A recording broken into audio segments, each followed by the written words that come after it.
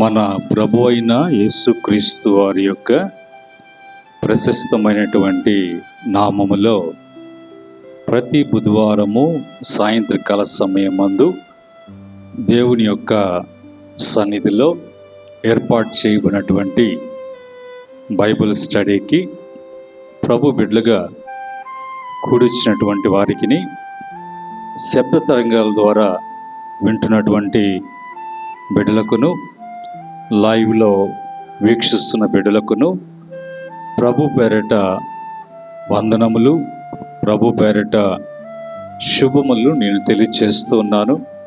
ప్రియమైన దేవుని బిడ్డలారా, ఈ సమయంలో మరి దేవుని యొక్క వాక్యాన్ని చదువుకొని దేవుని వాక్యాన్ని ప్రార్థనాపూర్వకంగా ధ్యానం చేసుకుందాం.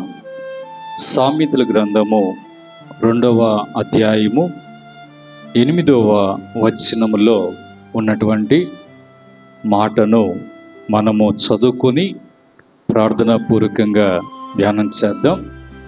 ఇక్కడ రాయబడినటువంటి మాటలు నేను చదువుతున్నాను. న్యాయము తప్పిపోకుండా ఆయన కనిపెట్టును, తన భక్తుల ప్రవర్తనను ఆయన కాచును. ప్రార్థన చేసుకుందాం. ప్రేమగల తండ్రి, పరిశుద్ధుడా, మీకు వందనాలు. నీ పరిశుద్ధ నామములో మేమంతా కూడా మీ యొక్క సన్నిధిలో సమకూర్చబడి ఉన్నాం. తండ్రి, ఈ సమయంలో చదువుకున్న మాటలను దీవించండి, దాసుని మరుగుపరచండి, మీరు వివరించి బోధించండి. అనేక మందికి ఈ మాటలు ఆశీర్వాదకరంగా, దీవెనకరంగా మార్చమని యేసుక్రీస్తు వారి యొక్క దివ్యమైన నామములో అడిగి వేడుకుంటున్నాము తండ్రి, ఆమేన్. ప్రియమైన దేవుని బిడ్డలారా, ఈ సమయంలో మనం చదువుకున్నటువంటి మాటలో మరి సామెతల గ్రంథము 2వ అధ్యాయము 8వ వచనంలో ఉన్నటువంటి మాటలు చదువుకున్నాం. ఇక్కడ మరి న్యాయము తప్పిపోకుండా ఆయన కనిపెట్టును అనేటువంటి మాట. ఎవరు కనిపెట్టును అంటే దేవుడు కనిపెట్టును. న్యాయములో తప్పిపోకుండా, అన్యాయము అనేది జరగకుండా ఆయన కనిపెట్టి కాపాడేటువంటి దేవుడిగా ఉన్నాడు. రెండవదిగా తన భక్తుల ప్రవర్తనను ఆయన కాచును అనేటువంటి మాట. ఇక్కడ మరి ఒకటి దేవుడు కనిపెట్టేది, రెండేది దేవుడు కాచేది, కాపాడేది ఎవరిని అని అంటే న్యాయముగా ఉన్నటువంటి వారిని, నీతిగా నడుచుకున్నటువంటి వారిని. రెండవదిగా తన భక్తులను, తన యొక్క భక్తుల యొక్క ప్రవర్తన బట్టి దేవుడు వారిని కాచును. కనుక ఈరోజు దేవుడు, మన దేవుడు ఎవరు అని అంటే మన దేవుడు కాచి కాపాడేటువంటి దేవుడై ఉన్నాడు. కనుక మనమంతా కూడా ఆయన కాపుదలలో ఉండటానికి, ఆయన కాపుదల ఎప్పుడు కూడా మరి తన బిడ్డలకి ఉంటుంది అన్నట్టుగా ఇక్కడ మరి తెలుగులో మనం చూసినప్పుడు కాచుట అంటే జాగ్రత్తగా గమనించుట, సంరక్షించుట, మరి ప్రమాదాల నుండి రక్షించుట, సరైనటువంటి మార్గములో నడిపించుట అనేటువంటి అర్థం పలుకుతుంది. కనుక ఈరోజు మరి దేవుడు ఏ విషయాల్లో మనల్ని కాచి కాపాడుతారు, దేవుడు ఏ విషయంలో మనకు కాపుదలను ఇస్తాడు అనేది బైబిల్ నుంచి మనం చూసినప్పుడు మొదటగా 127వ కీర్తన 7-8 వచనాల ప్రకారంగా దేవుడు ప్రమాదముల నుంచి ఆయన కాచును.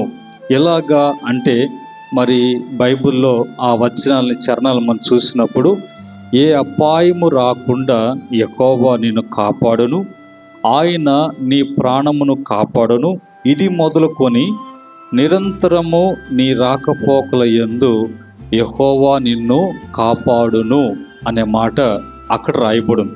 కనుక దేవుని యొక్క మరి కాపుదల అపాయములలో ప్రాణాపాయములలో రాకపోకల యందు మరి దేవుని యొక్క కాపుదల ఆ విధంగా కాచేటువంటి దేవుడిగా ఉన్నాడు.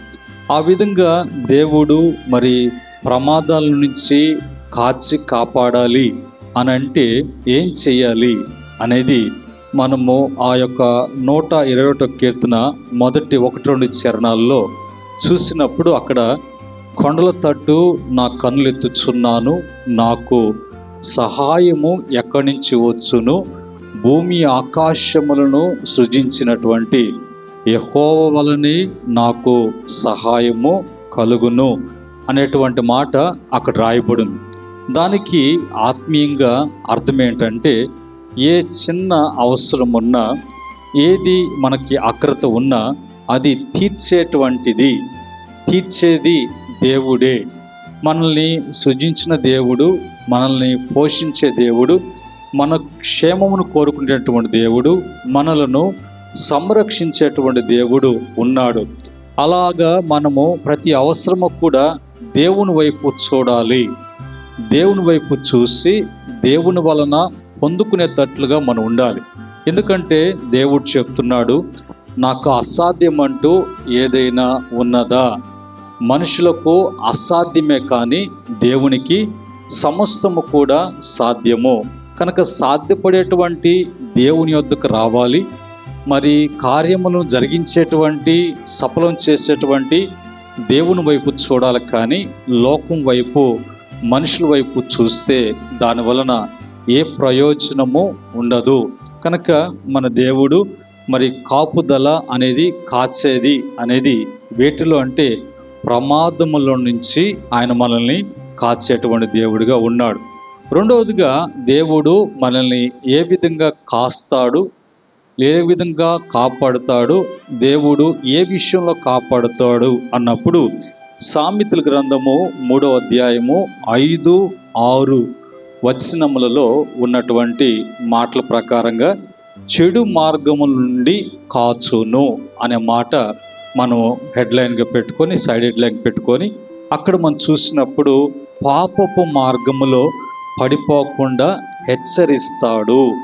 ఎట్లాగా అంటే, నీ సబుద్ధిని ఆధారంగా చేసుకునక నీ పూర్ణ హృదయముతో యెహోవా యందు నమ్మిక ఉంచుము, నీ ప్రవర్తన అంతటి యందు ఆయన అధికారమునకు ఒప్పుకొనుము, అప్పుడు ఆయన నీ త్రోవలను సరళము చేయును. ఇప్పుడు సబుద్ధి ఏం చేస్తుందంటే, దేవుని మీద ఆధారపడకుండా సొంత బుద్ధితో, సొంత ఆలోచనతో, సొంత నడిపింపుతో మరి పోవటానికి, ఒకవేళ అది పాపము చేయొచ్చు, పాపములో పడిపోవచ్చు. అలాంటి పాపపు మార్గములో పడిపోకుండా పడిపోతావు అన్నట్టుగా దేవుని యొక్క హెచ్చరిక ఏ విధంగా ఉందంటే, నీ సబుద్ధిని ఆధారంగా చేసుకునక నీ పూర్ణ హృదయముతో యెహోవా యందు నమ్మిక ఉంచు, ఆ తర్వాత నీ ప్రవర్తన అంతట్లో కూడా ఆయన యొక్క అధికారమునకు ఒప్పుకొనుము. అంటే నీ బాధ్యత అంతా కూడా ఆయనకు అప్పగించినప్పుడు, నీ భారములు ఆయన మీద మోపినప్పుడు దేవుడు దాని విషయంలో బాధ్యత కలిగి మరి పాపము చేయకుండా, మరి ప్రమాదంలో పడకుండా ఆయన కాచి కాపాడేటువంటి దేవుడిగా ఉన్నాడు. మూడవదిగా దేవుడు మరి కాచుట అనే విషయానికి వచ్చినప్పుడు, మూడవదిగా శత్రువుల నుండి ఆయన కాచుతాడు. ఎక్కడ 91వ కీర్తన 11వ చరణంలో ఉన్నటువంటి మాట ప్రకారంగా మనకు ఆత్మీయంగా, శారీరకంగా శత్రుత్వం అనేది ఉంటుంది. అందులో నుంచి కాచేటువంటి వాడుగా, మనల్ని రక్షించేటువంటి దేవుడిగా ఉన్నాడు. నీ మార్గములన్నిటిలో నిన్ను కాపాడుటకు ఆయన నిన్ను గూర్చి తన దూతలను ఆజ్ఞాపించును అనే మాట అక్కడ ఉన్నది. ఇప్పుడు మరి ఆత్మీయంగా మనకి పోరాటము, శారీరకమైనటువంటి పోరాటం గురించి ఆలోచన చేసినప్పుడు, శారీరకంగా మనం తీసుకున్నప్పుడు శరీరము, ఆత్మ శరీరముకు ఎప్పుడు కూడా పోరాటమే. కనుక ఈ పోరాటము ఎప్పుడు కూడా జరుగుతూ ఉంటుంది. ఈ భూమి మీద ప్రాణమున్నంత వరకు జరుగుతుంది. కనుక మరి ఆ యొక్క విషయంలో బైబిల్ చెప్తుంది, ఆత్మానుసారంగా మీరు నడుచుకోండి, మరి శరీర కార్యాలను మీరు నెరవేర్చరు. కనుక ఇప్పుడు మనం ఆత్మానుసారంగా ఆత్మీయంగా ఉన్నప్పుడు శరీర యొక్క కార్యాలు, వాటి యొక్క దాడి అనేది, ఆ శత్రుత్వం అనేది ఉండదు. రెండవదిగా ఆత్మీయంగా శత్రువు సాతానుడు. దేవునికి దగ్గర కాకుండా, దేవుని బిడ్డలుగా జీవించకుండా, దేవుని యొక్క మరి బిడ్డలుగా ఆయన సన్నిధిలో మరి భక్తిగా నడుచుకోకుండా, మరి భయభక్తులు అనేది జీవితంలో లేకుండా, ప్రభు మరి బిడ్డలుగా మనము వర్ధిల్లకుండా ఎప్పుడు కూడా అపవాది ఆటంకముల్ని కలిగిస్తూ ఉంటాడు. మరి అలాంటి విషయాలలో ఆత్మీయంగా ఎదుగుదల లేకుండా ఉండటానికి ఆ యొక్క మరి ఆ శత్రు ఎవరంటే అపవాది. కనుక వీటిలో నుంచి ప్రభు మనల్ని కాపాడుటకు, మనల్ని కాయుటకు దేవదూతలకు ఆయన అప్పగిస్తాడు. దేవదూతలు మరి మనల్ని కాస్తాయి అన్నట్టుగా వాక్యం బట్టి మనం తెలుసుకుంటున్నాం. నాలుగవదిగా మరి విశ్వాసములో నింపును, విశ్వాసములో నింపును, విశ్వాసములో నింపును అనేటువంటి మాట 2వ తెస్సలోనిక పత్రిక 3:3 ప్రకారంగా, అయితే ప్రభు నమ్మదగిన వాడు, ఆయన మిమ్మలను మరి స్థిరపరిచి దుష్టత్వము నుండి కాపాడును అనే మాట. అంటే శోధనలో బలపరచడానికి, శోధన నుంచి తప్పించడానికి దేవుడు మనలను తన మనకు విశ్వాసముతో నింపుతాడు అనే విషయాన్ని మరి బైబిల్ వాక్యం మనకు చెప్తుంది. కనుక ఈరోజు మరి విశ్వాసము అనేది లేకుండా, విశ్వాస జీవితము అనేది జీవించకుండా మరి ఆటంకాలు జరుగుతూ ఉంటాయి. కనుక ఇలాంటి మరి అనుభవంలో మనము ఉండకుండా దేవుని యొక్క విశ్వాసముతో నింపబడేటువంటి అనుభవం, ఆ విశ్వాసాన్ని బట్టి మనము ప్రతి విషయంలో కూడా తప్పించబడటం, విశ్వాసాన్ని బట్టి ముందుకు సాగటం, అలాంటి మరి కాపుదల అనేది దేవుని వల్ల మనకు కలగాలంటే దేవుడే మనలను విశ్వాసముతో నింపుతాడు, మనము భద్రపరచబడటానికి. అలాగనే మరి 5వదిగా చూసినప్పుడు గమ్యస్థానం వరకు నడిపించును. మన గమ్యానికి మనం చేరాలి. అప్పటి వరకు మరి చేరాలంటే నడిపించాలి. తొట్టిల్లకుండా, పడిపోకుండా, దిగజారిపోకుండా ముందుకు సాగటానికి దేవుని యొక్క కాపుదల, ఆయన కాచి కాపాడేటువంటి దేవుడిగా, ముందుకు నడిపించేటువంటి దేవుడిగా ఉన్నాడు. దీనికి యెషయా గ్రంథము 58వ అధ్యాయము 11వ వచనంలో ఉన్నటువంటి మాట ప్రకారంగా, యెహోవా నిన్ను నిత్యము నడిపించును, క్షామకాలమున ఆయన నిన్ను తృప్తిపరిచి నీ ఎముకలను బలపరచును, నీవు నీరు కట్టిన తోట వలెను ఎప్పుడును ఉబుకుచుండు నీటి ఓట వలెను ఉందువు అనే మాట. కనుక మరి మనం ఎలాగుంటాము అంటే ఉబుకుచున్నటువంటి నీటి వలె, నీరు కట్టినటువంటి తోట ఎట్లాగుంటుంది, ఎప్పుడు కూడా పచ్చగా ఉంటుంది. పచ్చదనము అనేది ఉండటానికి నీరు కావాలి. ఆ నీరు ఏంటి అంటే దేవుని యొక్క వాక్యము. తోట అన్నది దేవుని యొక్క మందిరము, సన్నిధి. ఈ విధంగా బలపడటానికి, ఆ విధంగా మనము అన్ని విషయాల్లో నడిపించబడటానికి, మరి క్షామకాలములో, కరువులో కూడా తృప్తి అనేది కలగటానికి దేవుని యొక్క మరి కాపుదల లేంటి ఆ విధంగా కాచి ప్రభు కాపాడుతాడు. ఈ విషయానికి వచ్చినప్పుడు మనము బైబిల్లో చూసినప్పుడు భక్తుడైనటువంటి మరి యేసేబు యొక్క మరి కుటుంబము ఉన్నది. ఆ యేసేబు యొక్క మరి కుటుంబం అందరూ కూడా మరి ఆ దినాల్లో కరువుతో ఉన్నప్పుడు, కరువు కాటకాలలో వాళ్ళు ఇబ్బంది పడుతున్నప్పుడు దేవుడు మరి యేసేబుతో కూడా తన యొక్క కుటుంబ సభ్యులు అందరూ కూడా పస్తు అనేది లేకుండా ఆ కరువు కాలములో, ఆ కరువులో కూడా దేవుడు వారిని పోషించారు, దేవుడు వారిని తృప్తిపరిచాడు.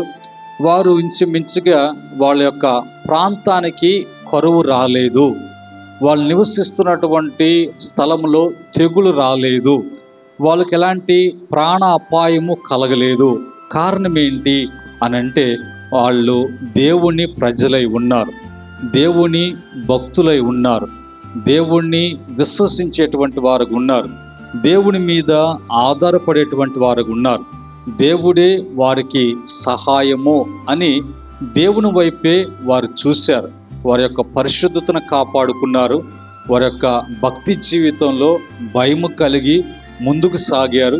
అలాంటి భక్తి కలిగినటువంటి కుటుంబంలో, జీవితంలో వారు నివసిస్తున్న ప్రాంతము కరువైనా, మరి ఒకవేళ ఖడ్గమైనా, అది ఎలాంటి పరిస్థితి అయినా, వాతావరణం వ్యతిరేకంగా ఉంది వాళ్ళకి, అయినా కూడా అందులో తన ప్రజలను దేవుడు ఆయన తృప్తిపరిచారు. వాళ్ళ సంతానాన్ని దేవుడు ఆస్వాదించాడు.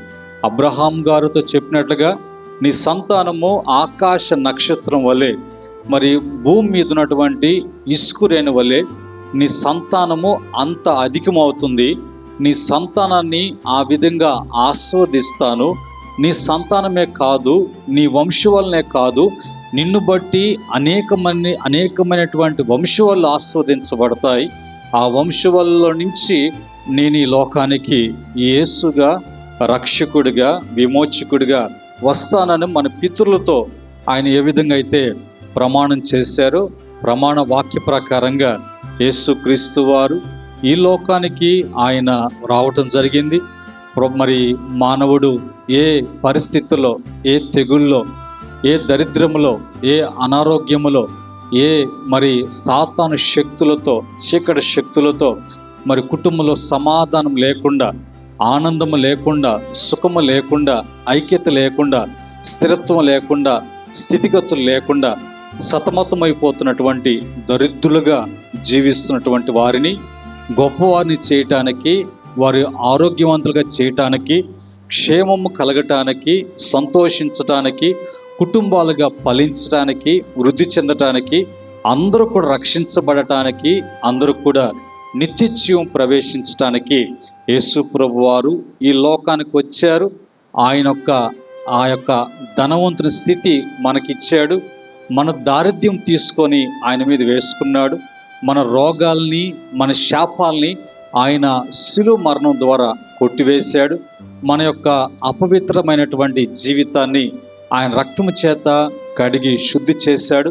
మనల్ని ఈరోజు ఒక స్థితిలో ఉన్నామంటే, మనకంటూ ఒక గొప్పతనము ఉన్నదంటే, మనకంటూ ఒక రక్షణ ఉన్నదంటే, మనకంటూ ఆరోగ్యం ఉన్నదంటే, మనమంటూ ఆనందిస్తున్నామంటే, మనకంటూ ఒక స్థితి గతి కలిగినటువంటి వారు ఉన్నామంటే, ఈరోజు 3 పూట్ల పోషించబడుతున్నామంటే, వెళ్తున్న వస్తున్న అపాయాలు, ప్రాణ అపాయాలు, శత్రువు యొక్క దాడులు, ఉన్నటువంటి శ్రమలు అన్నిట్లో నుంచి కూడా మనము తప్పించబడుతున్నాము అంటే అది కేవలము యేసుక్రీస్తు వారి ద్వారా దేవుని యొక్క ప్రేమ, ఆ యొక్క కృపను బట్టి మనం బాగున్నాము అనే విషయాన్ని దేవుని వాక్యము సెలవిస్తుంది. కనుక ఈరోజు మన దేవుడు ఎవరు అంటే, తన భక్తులను ఆయన కాచేటువంటి, తన భక్తుల యొక్క ప్రవర్తనను ఆయన కాచేటువంటి దేవుడిగా ఉన్నాడు.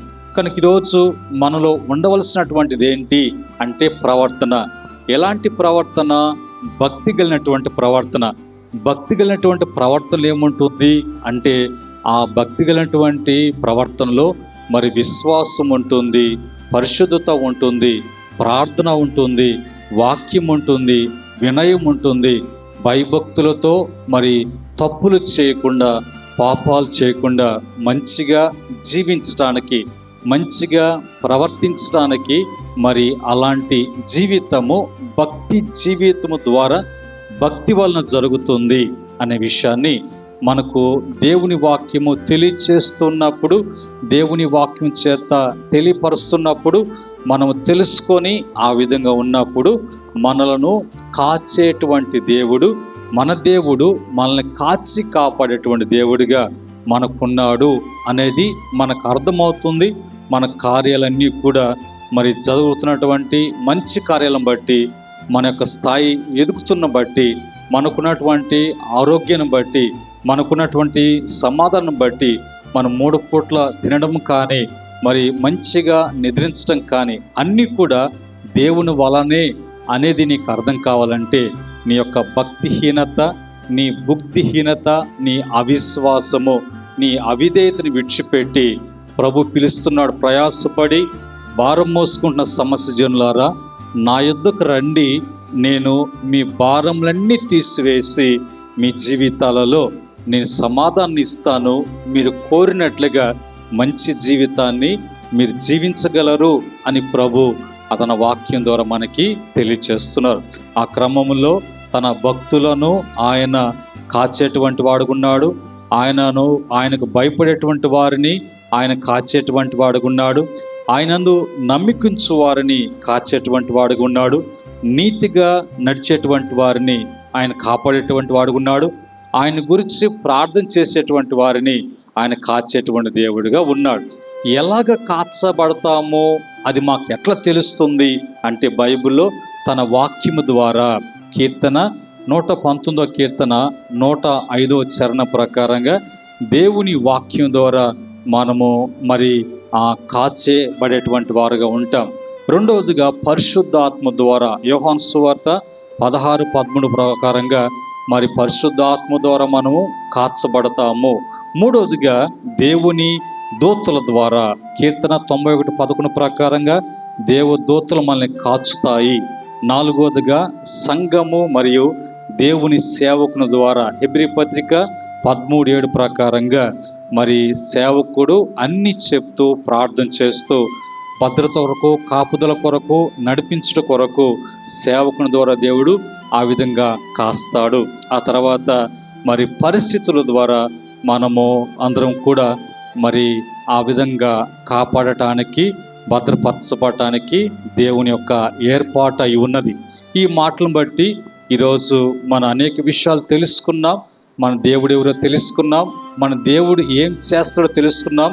ఆయన చేయాలంటే మనం ఎలాగుండాలి, ఏం చేయాలి అని కూడా తెలుసుకున్నాం. ఇవన్నీ కూడా మన జీవితాలలో, కుటుంబాలలో, మరి సంఘానికి శబ్ద తరంగాల ద్వారా వింటున్న బిడ్డలకును, లైవ్లో వింటున్న బిడ్డలకును దేవుడు ఆశీర్వాదకరంగా, దీవెనకరంగా మార్చునుగాక. ఆమేన్. ప్రార్థన చేసుకుందాం. కృపగల తండ్రి, పరిశుద్ధుడా, మీకు వందనాలు. మమ్మల్ని కాచి కాపాడేటువంటి మా ప్రభువా, మా ప్రవర్తన కాచేటువంటి దేవా, మాకు న్యాయము తప్పిపోకుండా కాచేటువంటి దేవా, నీ కృపను బట్టి, దయను బట్టి స్తుతిస్తున్నాం ప్రభు. ఈ యొక్క మాటలు బిడ్డలను మార్చుటకు, బాగుపడుటకు, సంఘంలో స్థిరపరచబడటానికి, నడిపించబడటానికి కృప దయచేయమని యేసుక్రీస్తు నామములో అడిగి వేడుకుంటున్నాము తండ్రి. ఆమేన్. పరమ తండ్రి దేవుని ప్రేమ, కుమారుని కృప, పరిశుద్ధాత్మ యొక్క సహవాసం సంఘానికి, పరిచర్యకును, సకల పరిశుద్ధులకును, ఆయన దాసులకును సదా తోడే ఉండి నడిపించునుగాక. దైవాశీస్సులు మీకు కలుగునుగాక. ఆమేన్.